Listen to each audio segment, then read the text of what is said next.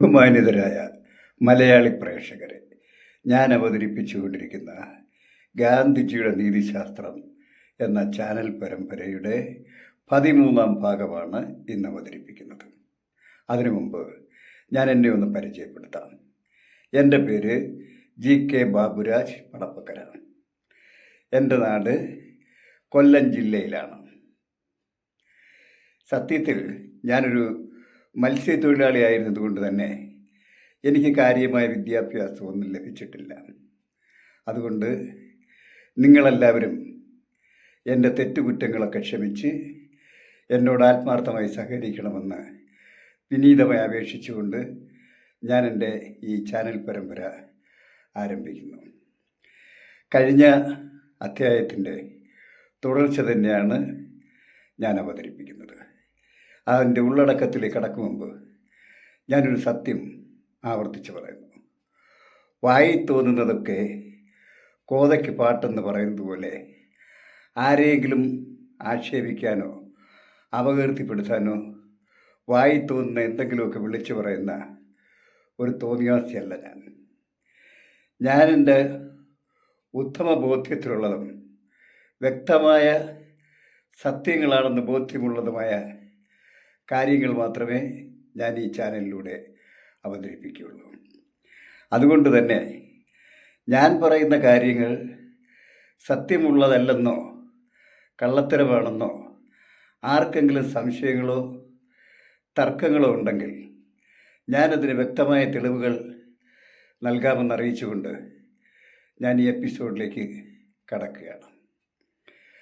മഹാത്മാഗാന്ധിജിയെ വെടിവെച്ചു കൊന്ന നാഥുറാം വിനായക് ഗോഡ്സെ തൻ്റെ ജയിലറകളിലെ ജീവിതം അപാരമായ ആത്മസംതൃപ്തിയോടെ അനേകം സ്വപ്നങ്ങൾ നെയ്തുകൂട്ടുകയായിരുന്നു.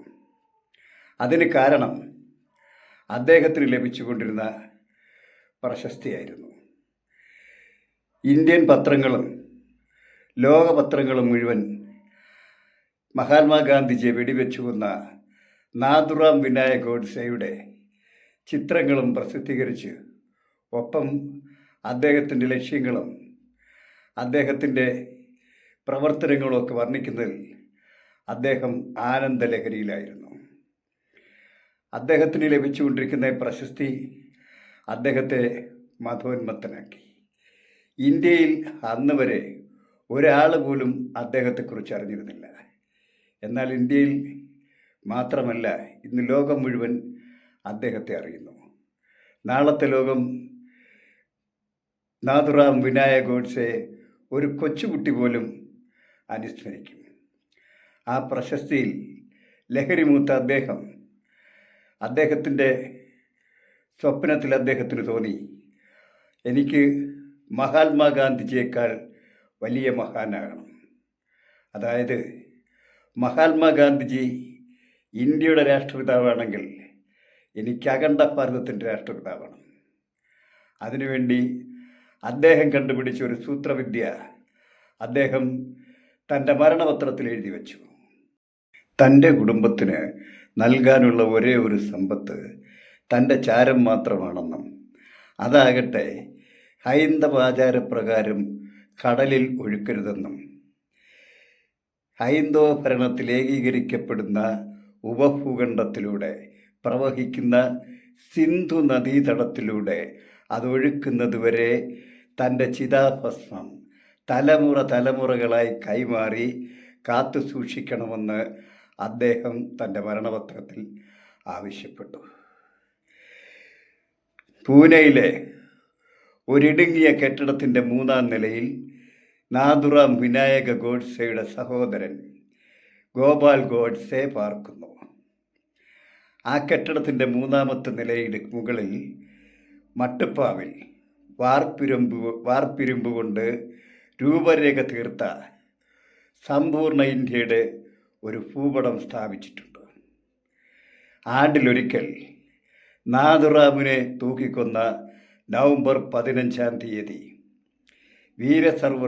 വീരസർവർക്കരുടെ ശിഷ്യന്മാരിൽ ഏറ്റവും തീവ്രവാദികളായവരെ അവിടെ സമ്മേളിപ്പിച്ച് ആ വാർപ്പിരുമ്പ് ഭൂപടത്തിനു മുന്നിൽ നാഥുറാം വിനായക ഗോഡ്സെയുടെ ചിതാഭസ്മം ഒരു വെള്ളിക്കുടത്തിൽ സ്ഥാപിച്ച് അതിനു മുന്നിൽ ആ തീവ്രവാദികൾ പ്രതിജ്ഞ പുതുക്കുന്നു. വിശുദ്ധ വേദഗ്രന്ഥ സൂക്തങ്ങൾ രചിക്കപ്പെട്ട സിന്ധു നദീതടം മുതൽ ബ്രഹ്മപുത്രയ്ക്കപ്പുറമുള്ള വനങ്ങൾ വരെ ഏകീകരിക്കുന്നതിന് വേണ്ടി നമ്മുടെ മാതൃഭൂമിയുടെ വേർപെട്ടു പോയ പാകിസ്ഥാനെ ആക്രമിച്ച് കീഴടക്കി ആ ഇന്ത്യയുടെ ഭൂഖണ്ഡത്തിലൂടെ ആഖണ്ഡ ഭാരതത്തിലൂടെ ഞങ്ങൾ ഈ ചിതാഭസ്മം നിമജ്ജനം ചെയ്യും.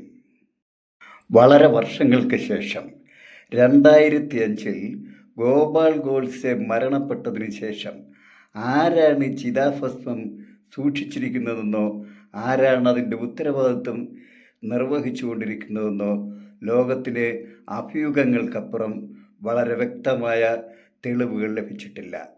അതെവിടെയോ രഹസ്യമായി സൂക്ഷിച്ച് രഹസ്യമായി അതിൻ്റെ കർത്തവ്യങ്ങൾ നിർവഹിച്ചുകൊണ്ടിരിക്കുന്നു എന്നതൊരു സത്യമാണ്.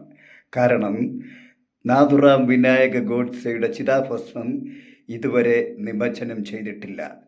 അത് നിമജ്ജനം ചെയ്യാനും ഗോഡ്സെയുടെ സ്വപ്നം സാക്ഷാത്കരിക്കാനും വേണ്ടി നിലകൊള്ളുന്ന ഹിന്ദു മഹാസംഘടനകളുടെ പ്രവർത്തകരോട് മാനുഷിക മൂല്യങ്ങളുണ്ടെങ്കിൽ, മാനുഷിക ഉണ്ടെങ്കിൽ ഞാനൊന്ന് ചോദിച്ചോട്ടെ, ഇന്ന് പാകിസ്ഥാൻ എന്നൊരു രാജ്യം മാത്രമല്ല, ബംഗ്ലാദേശ് എന്ന മറ്റൊരു രാജ്യം കൂടിയുണ്ട്. ഈ രണ്ട് രാജ്യങ്ങളെയും യുദ്ധം ചെയ്ത് തോൽപ്പിച്ച് കീഴടക്കി ഗോഡ്സെയുടെ സ്വപ്നമായി ആ സിന്ധു നദിയിലൂടെ ആ ചിതാഭസ്മം നിമജ്ജനം ചെയ്ത് അദ്ദേഹത്തെ അഖണ്ഡ ഭാരതത്തിൻ്റെ രാഷ്ട്രപിതാവായി പ്രഖ്യാപിക്കണമെങ്കിൽ, ആ സ്വപ്നം സാക്ഷാത്കരിക്കണമെങ്കിൽ ഇന്ത്യയിലെ എത്ര കോടി ജീവനുകൾ, എത്ര കോടി ജനങ്ങൾ ജീവൻ ബലിയർപ്പിക്കേണ്ടി വരും? എത്ര കോടി ജനങ്ങൾ ഇവിടെ പട്ടിണി കിടക്കേണ്ടി വരും? നിങ്ങൾ മാനുഷിക മൂല്യങ്ങളുള്ളവരാണെങ്കിൽ നിങ്ങളൊന്നുറക്കെ ചിന്തിച്ചു നോക്കൂ. ഇന്ത്യയിലെ കോടിക്കണക്കിന് ജനങ്ങളെ യുദ്ധഭൂമിയിലിട്ട് കൊന്നും പട്ടിണിക്കിട്ട് കൊന്നും ഒരു ഭ്രാന്തൻ സ്വപ്നം നമ്മളിവിടെ സാക്ഷാത്കരിക്കണോ? നിങ്ങളൊന്ന് ആലോചിച്ച് നോക്കൂ.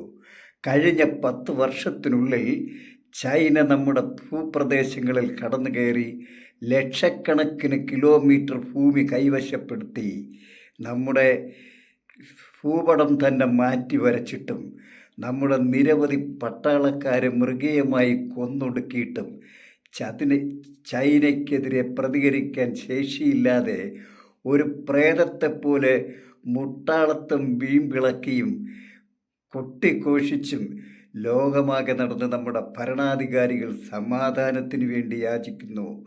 ചൈനയ്ക്കെതിരെ ഒരു ചെറു വിരൽ പോലും അനക്കാൻ ശേഷിയില്ലാത്ത നമ്മൾ പാകിസ്ഥാനെയും ബംഗ്ലാദേശിനെയും ആക്രമിച്ച് കീഴ്പ്പെടുത്താൻ പോയാൽ, ചൈന നമുക്കെതിരായാൽ, ചൈനയും മറ്റ് ലോകരാജ്യങ്ങളും നമുക്കെതിരെ യുദ്ധം ചെയ്താൽ ഒരു 3ാം ലോക മഹായുദ്ധം ഇവിടെ ഉണ്ടാവും. കോടിക്കണക്കിന് ഇന്ത്യൻ ജനത ആണവായുധങ്ങളുടെ തീപ്പന്തങ്ങളിൽ കിടന്ന് വെന്തെരിഞ്ഞ് മരിച്ചു പോകും. മാത്രമാണോ, ശേഷിക്കുന്ന ജനത ഒരു 100 നൂറ്റാണ്ടോളം കാലം പട്ടിണിയും ദാരിദ്ര്യവും ദുരിതവും ദുഃഖവും അനുഭവിച്ച് ഇന്ത്യ മഹാരാജ്യത്ത് പട്ടികളെപ്പോലെ ചത്തൊടുങ്ങിക്കൊണ്ടിരിക്കുന്നൊരവസ്ഥ ഇവിടെ സംജാതമാകും. ഈ ഒരു സ്ഥിതിവിശേഷം മനസ്സിലാക്കിക്കൊണ്ട് ഈ ഹൈന്ദവവൽക്കരണത്തിന് ഇറങ്ങിത്തിരിക്കുന്ന എല്ലാവിധ ഹൈന്ദവവൽക്കരണവാദികളോടും ഞാൻ പറയുന്നു, നിങ്ങൾക്ക് മാനുഷികതയെന്നുണ്ടെങ്കിൽ ഇന്ത്യയിലെ പട്ടിണി കിടക്കുന്ന പാവങ്ങളുടെ മുഖത്തേക്കൊന്ന് നോക്കൂ. എന്നിട്ട് നിങ്ങൾ തീരുമാനിക്കൂ, നമ്മൾ നമ്മുടെ രാജ്യത്തെ രക്ഷിക്കണോ രാജ്യത്തെ ശിക്ഷിക്കണോ? രാജ്യത്തെ രക്ഷിക്കാൻ നിങ്ങൾ ലക്ഷ്യം വയ്ക്കുന്നുവെങ്കിൽ എനിക്ക് നിങ്ങളോടൊന്നേ പറയാനുള്ളൂ, നമുക്ക് ഈ ജാതി ചിന്ത ഉപേക്ഷിക്കാം. നമുക്ക് മനുഷ്യരായി ജീവിക്കാം. മനുഷ്യർക്ക് തുല്യനീതിയും തുല്യ അവകാശങ്ങളും തുല്യ ജീവിത സൗകര്യങ്ങളും ലഭിക്കുന്ന ഗാന്ധിയൻ സോഷ്യലിസം നമുക്ക് നമ്മുടെ രാജ്യത്ത് നടപ്പാക്കാം.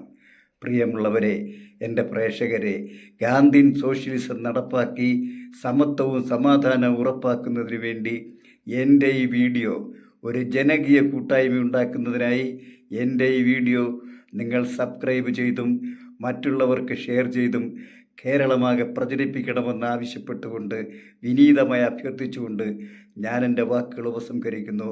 ലാൽ സലാം സഖാക്കളെ, ലാൽ സലാം ജനങ്ങളെ.